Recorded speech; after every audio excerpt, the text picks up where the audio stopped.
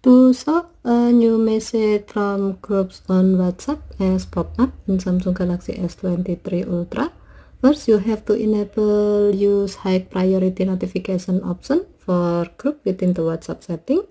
To do so, open WhatsApp, tap more icon or three vertical dot icon at the top right, and then select setting,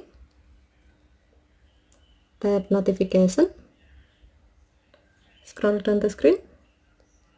Under group section, tap the gray on option next to use high priority notification to enable this option. When the switch on screen, it means that this option is on.